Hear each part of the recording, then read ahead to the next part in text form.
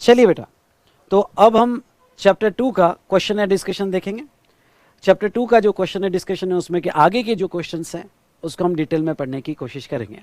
ठीक है, चलो कल कुछ डिस्कशन हमारा ऑलरेडी हो गया है, अब उसके आगे के क्वेश्चंस हम यहाँ डिस्कशन में लेंगे।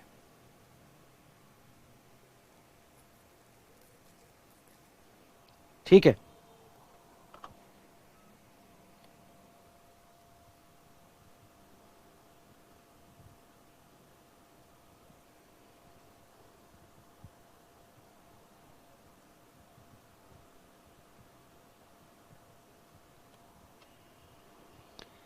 हाँ अब देखो ये क्वेश्चन देखिए, with reference to provision of CGST act 2017 discuss in brief when importation of service to be consider as a supply and when it is not to be consider as a supply, discuss the taxability of import of service under GST। ठीक है, import of services under GST। ये question CA inter exam November 20 में आया था और उसी type का similar question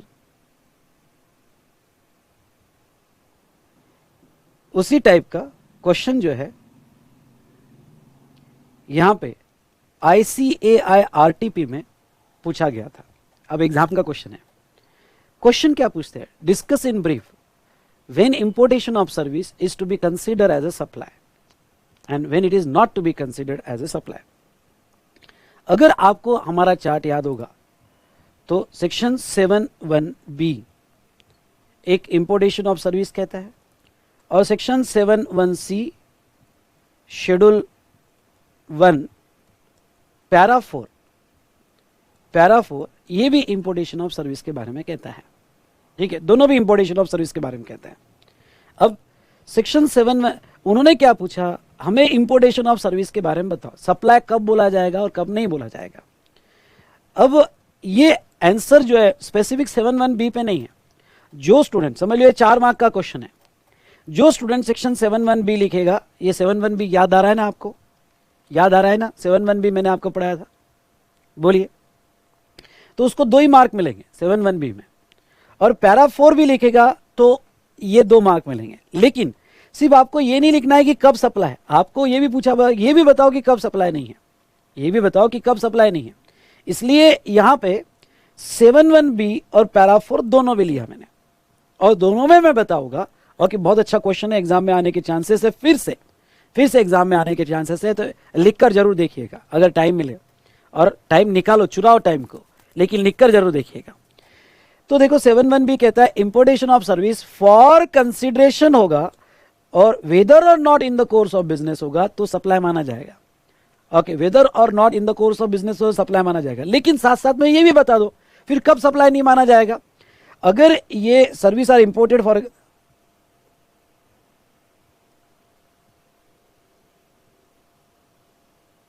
okay, thus if consideration imported service imported for consideration, they are taxable in both situation when importation is in the course of further on business or even not in the course of business। Second point मैंने कहा कि वो business के लिए हो या ना हो वो टैक्सेबल होगा।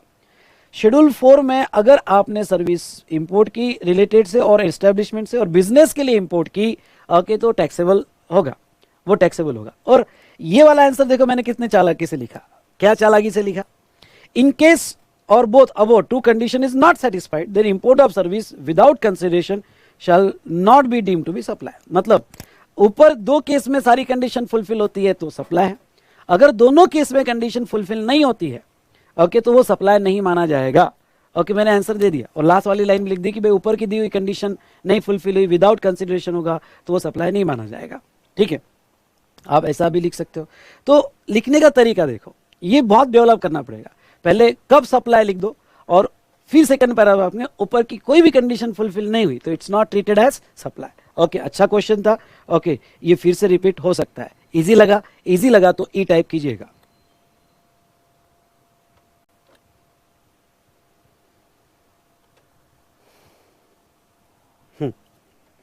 अब देखिए, Mrs Pragati received a legal advice.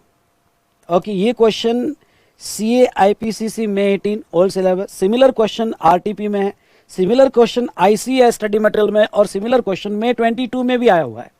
यानी इतने बार पूछा है तो इंस्टीट्यूट इसको डिफिकल्ट समझ रही है कितना डिफिकल्ट पूछते हैं आप, देखते हैं हमको कितना जमता है, रियली डिफिकल्ट है या नहीं है।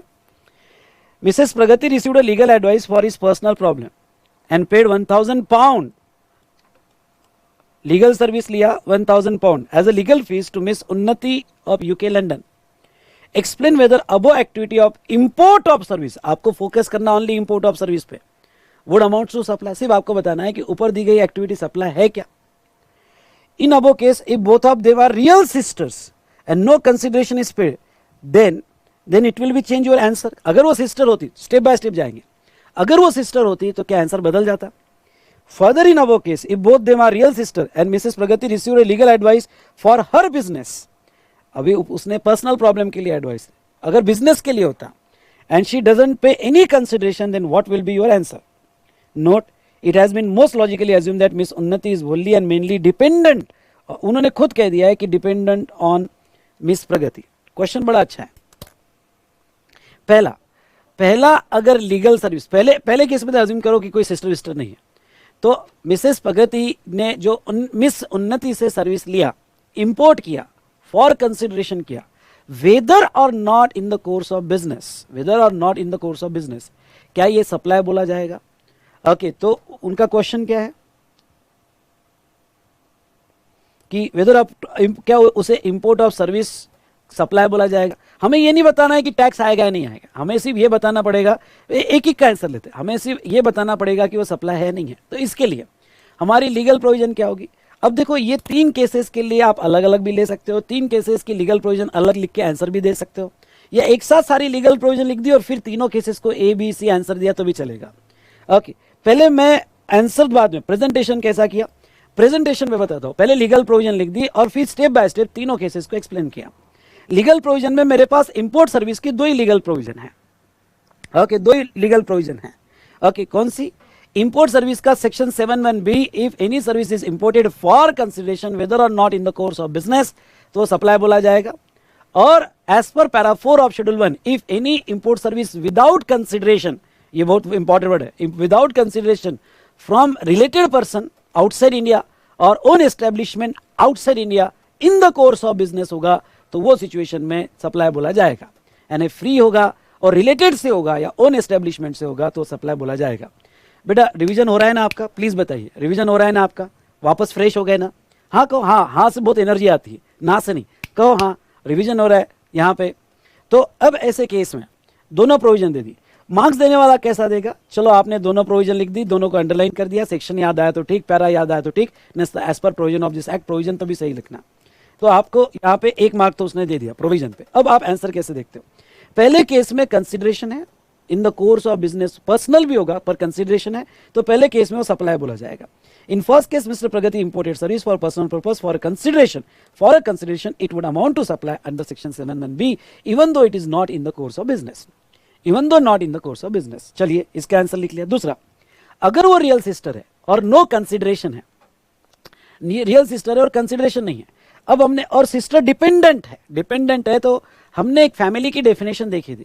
फैमिली की डेफिनेशन अगर आप यहाँ लिख पाए लीगल प्रोविजन में तो वो भी अच्छी बात है। फैमिली की डेफिनेशन हमने क्या देखी थी कि ब्रदर सिस्टर पेरेंट हो गए और वो डिपेंडेंट हो गए तो ही रिलेटेड माना जाएगा। तो आपको इसको क्या लिखना पड़ेगा, if sisters are dependent, I repeat, if sisters are dependent, okay, then they are treated as related person, they are treated, dependent हो गए तो रिलेटेड पर्सन, ठीक है। अगर इंडिपेंडेंट होती तो रिलेटेड नहीं होता। सुनो ध्यान से, तो दे आर रियल सिस्टर, और नोट में कहा है कि आप एज्यूम कर सकते हो कि वो डिपेंडेंट है तो फिर रिलेटेड है।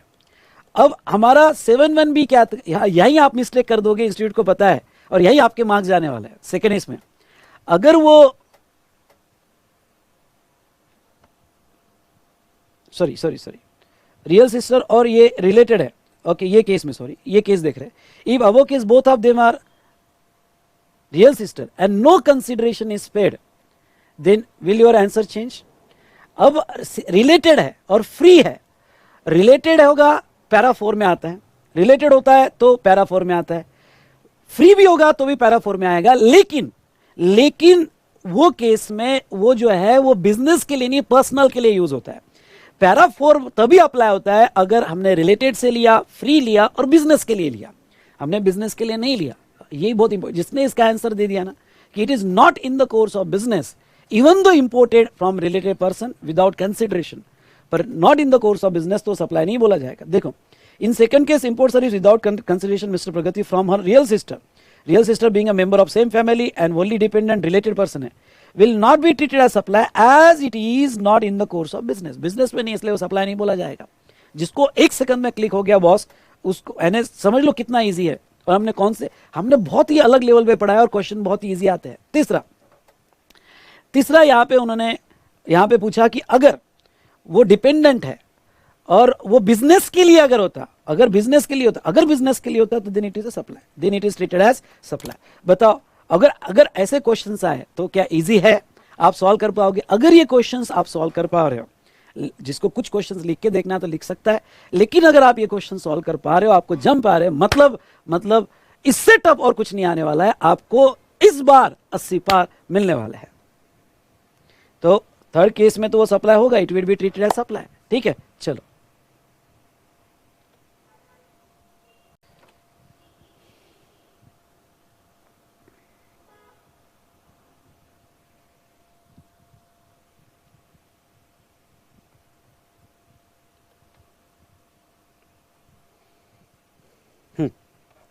अब देखो नेक्स्ट वो क्या कहते हैं, examine whether following activity would amounts to supply under section 7।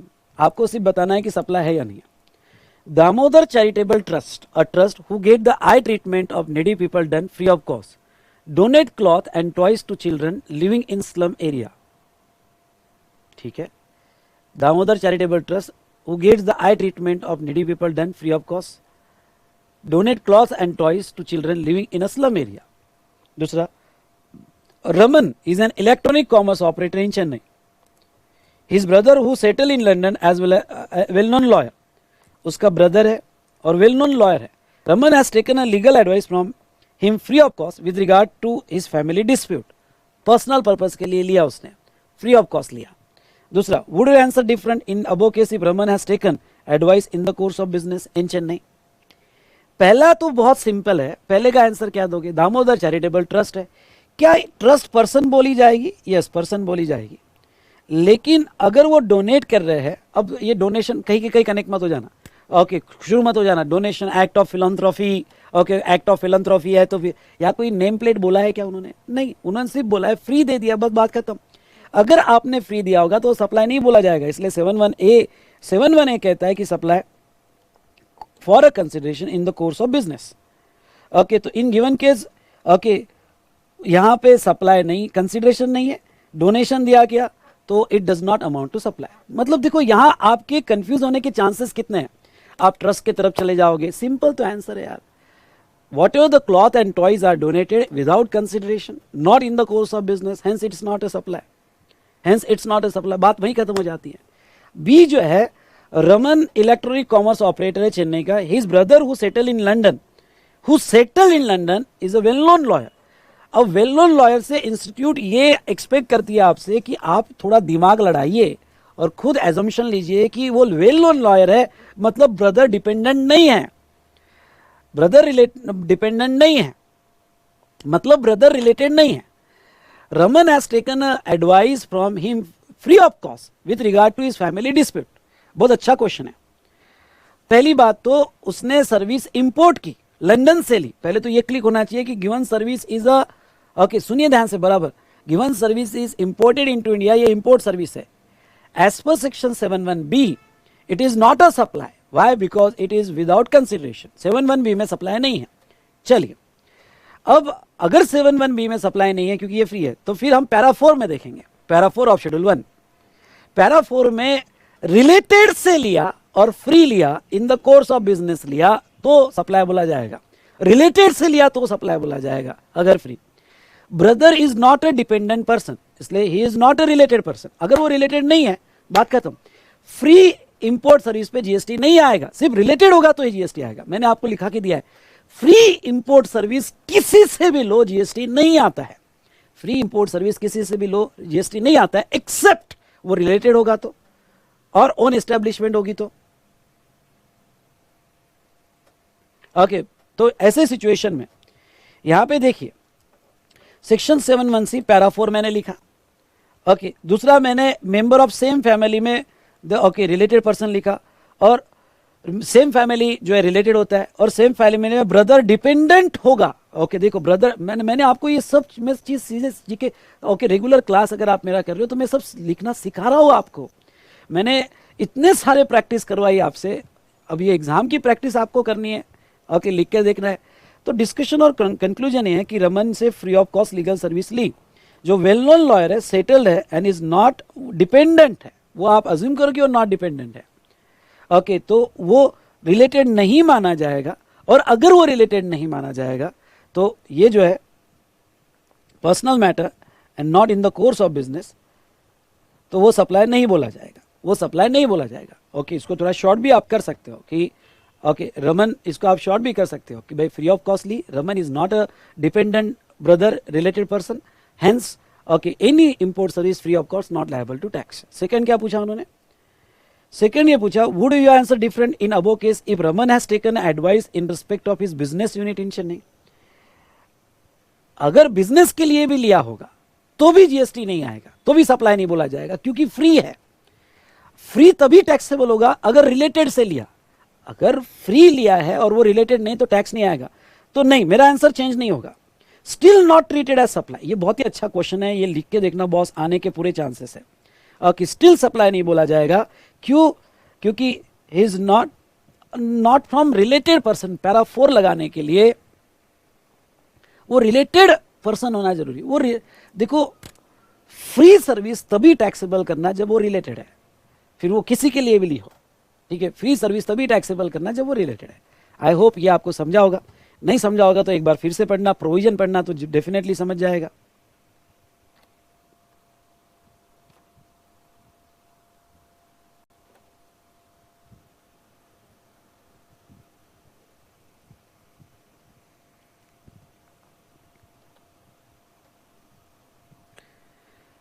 ये बड़ा स्ट्रेट फॉरवर्ड क्वेश्चन है, और ऐसे क्वेश्चन एग्जाम में जुलाई 21 में ये क्वेश्चन पूछा और ऐसे स्ट्रेट फॉरवर्ड क्वेश्चन आया तो मार्क्स मत छोड़ना।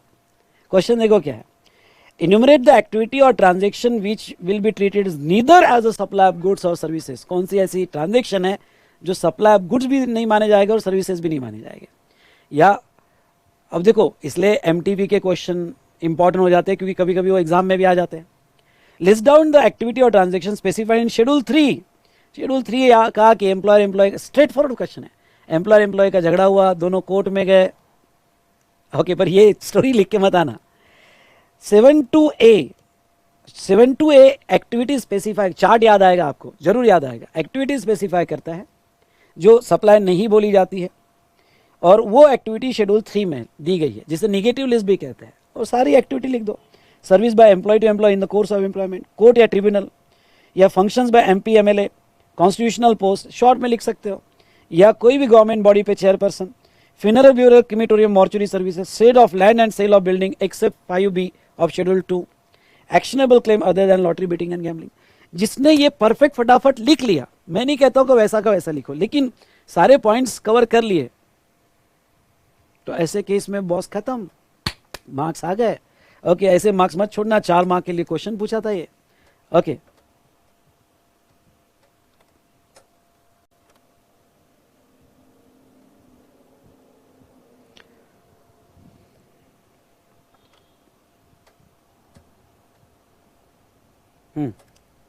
ये क्वेश्चन देखो, determine whether following activity fall under the purview of supply. बस सप्लाई है या नहीं है बताओ। Mr Raj hire ambulance for transport of facility of deceased person to performing funeral. Transportation भी सप्लाई नहीं है, शेड्यूल 3 के हिसाब से वो सप्लाई नहीं माना जाएगा। Mr S enter in agreement for sale of land to Mr R for consideration, sale of land भी सप्लाई नहीं बोला जाएगा शेड्यूल 3 के हिसाब से। ABC developer sold fully furnished building, intended for sale नहीं है, बिल्डिंग कंप्लीट हो गई है और बाद में सेल किया, तो अगेन ये सेल ऑफ बिल्डिंग माना जाएगा और शेड्यूल 3 के हिसाब से सप्लाई नहीं माना जाएगा। सिंपल था। ओके बाकी आप रीड कर सकते हो answer.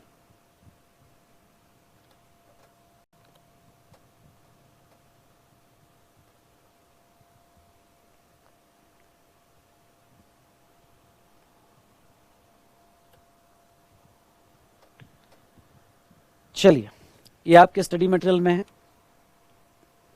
Saravana and sons wishes to start supplying alcoholic liquor in a state of Tamil Nadu, ठीक है, अल्कोहलिक लिकर की शॉप चलाना चाहते हैं. Therefore, it applies for license to Tamil Nadu government, license of alcoholic liquor, Tamil Nadu government को for selling liquor, for which state government has charged specified fees from it, यानी license fees state government ने charge की. Examine whether the grant of alcoholic liquor license by Tamil Nadu government to Sarvan and Sons qualifies the supply. जो alcoholic liquor के license है उसका क्या. तो अगर आपको याद होगा तो service of granting alcoholic liquor licence by state government notified under section 72B neither treated as supply of goods not treated as supply of service. वो ना गुड्स बोला जाएगा ना सर्विस बोली जाएगी. So licence is granted against consideration licence fee और application fee और any other fee, कोई भी दिया हो. ये special benefit only sale of liquor पे दिया है and not for other. Cell of liquor पे दिया है, नॉट फॉर अदर. इतना लिखने की जरूरत नहीं है. आपने पहला पैरा लिख दिया, ये 2 पैरा कट भी कर दिया तो चलेगा. नहीं, ये लिखने की जरूरत भी नहीं है. अगर कट भी कर दिया तो चलेगा. ये पहला लिख दिया और आखिरी लिख दिया और आखिरी में ये लिख दिया कि भाई गिवन केस में अल्कोहलिक लिकर लाइसेंस जो तमिलनाडु गवर्नमेंट ने दिया not treated as supply of goods और not treated as supply of service. मतलब देखो देखो देखो, उन्होंने क्या पूछा, सप्लाई है या नहीं है. आपके आंसर में कैसी गलतियां होती हैं. उन्होंने ये पूछा ही नहीं कि टैक्सेबल है या नॉन टैक्सेबल है. अगर किसी स्टूडेंट ने लिख दिया कि इट्स नॉन टैक्सेबल, मार्क्स जाएंगे, हाथ के मार्क्स जाएंगे. क्वेश्चन क्या पूछा, टैक्सेबल पूछा कि सप्लाई पूछा. अगर पूछा सप्लाई है नहीं है तो वैसा ही लिखो कि it's not treated as supply. गलती से भी ये मत लिखना कि इट नॉट टैक्सेबल, नहीं तो मार्क्स जाएंगे हाथ के. बहुत कॉन्शियस रहना बॉस कि हम क्या लिख रहे हैं. मार्क्स मिलते हैं, लेते आना चाहिए, ठीक है.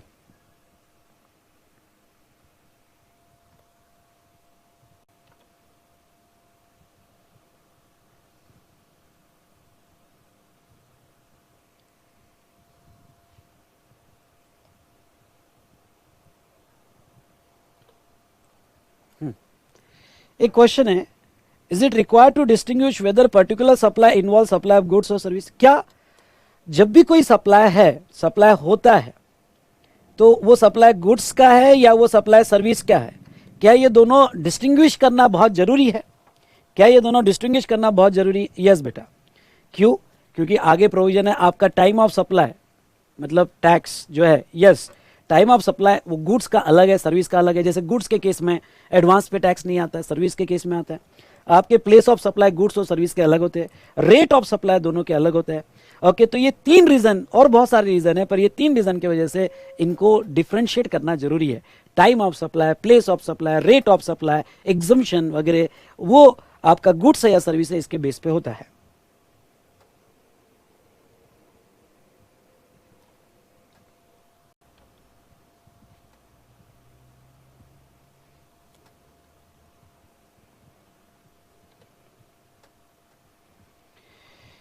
ये आपके स्टडी मटेरियल में भी है और एग्जाम में भी पूछा है. और मैं आपको एक बात बता दूं, मैं सारे क्वेश्चंस कवर कर रहा हूं. मतलब मैं आपको गारंटेड कहता हूं कि मैंने जो कवर किया इसके बाहर आने के बहुत कम चांसेस है, बहुत कम चांसेस है. ट्रांसफर ऑफ टाइटल और position is necessary for transaction to constitute a supply of goods. Question देखो बड़ा टेक्निकल है. सप्लाई होने के लिए क्या ओनरशिप जाना जरूरी है. नहीं, supply include sale, transfer. Ownership नहीं भी गई बट जस्ट ट्रांसफर है, बार्टर है, एक्सचेंज है, लीज है, रेंटल है, डिस्पोजल है. ओनरशिप नहीं भी गया तो भी सप्लाई बोला जाएगा. कितना बेसिक क्वेश्चन है, पर बहुत सारे स्टूडेंट को समझा ही नहीं है क्वेश्चन. लिखना कैसे समझा ही नहीं. सिंपल था कि 7(1)(a) के हिसाब से supply includes sale, transfer, barter, exchange, lease, rental, disposal for considering in the course of business. Once the transaction treated as supply it is classified as a goods और service. In para 1 of schedule 2, हाँ इन्होंने para 1 of schedule 2, याद होगा schedule 2 पहला para. अगर आप title देते हो तो वो सप्लाई ऑफ गुड्स बोला जाता है. अगर आप पोजीशन देते हो, ओके, जस्ट राइट्स देते हो तो सप्लाई ऑफ सर्विस बोला जाता है. अगर टाइटल फ्यूचर डेट को देते हो तो वो सप्लाई ऑफ गुड्स बोला जाता है. ओके, तो ये हमने पैरा 2 देखा. टाइटल देते हो तो गुड्स, राइट्स देते हो तो सर्विस, फ्यूचर टाइटल देते हो तो goods. Thus transfer in title respective of transfer of possession is necessary to constitute a supply. Okay, title दे दिया तो भी सप्लाई, पोजीशन दे दिया तो भी सप्लाई. ठीक है, तो एक मिनट,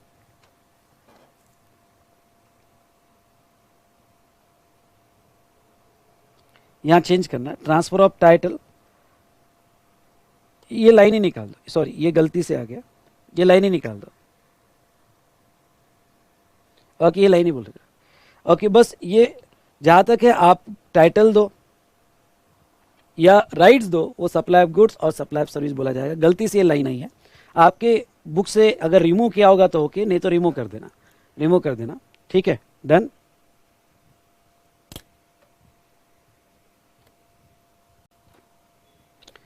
चलिए दोस्तों, तो हमने ये क्वेश्चन या डिस्कशन किया, बहुत सारे क्वेश्चंस देखे। आज का डिस्कशन यहीं एंड करते हैं।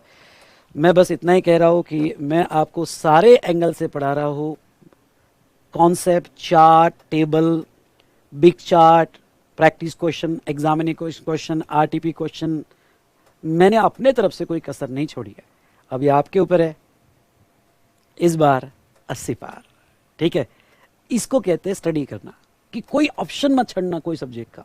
देखो किस तरह से हमने स्टेप ली, कॉन्सेप्ट को समझा, चार्ट बनाए, टेबल बनाए, एनालिटिकल टेबल बनाए, समरी चार्ट में बना रहे हैं, फिर उसके प्रैक्टिस क्वेश्चन देख रहे हैं कॉन्सेप्ट को समझने के लिए, फिर उसके एग्जामिनेशन। जिसने ये चार आधार स्तंभ मतलब कॉन्सेप्ट, उसकी समरी, उसके प्रैक्टिस क्वेश्चन और उसके एग्जामिनेशन आरटीपी क्वेश्चन, ये चार आधार स्तंभ हर सब्जेक्ट के आपने पूरे किए, आपको पास होने से कोई नहीं रोक सकता। चलिए दोस्तों, ठीक है, तो यहां रुकते हैं। अब मैं राइटिंग स्किल पे भी आपका ध्यान दे रहा हूं प्रैक्टिस क्वेश्चन के थ्रू। तो यहां हमारा क्वेश्चन है में रिवीजन भी हो रहा है, मजा आ रहा है। सो यहां रुकते हैं। Thank you to all of you.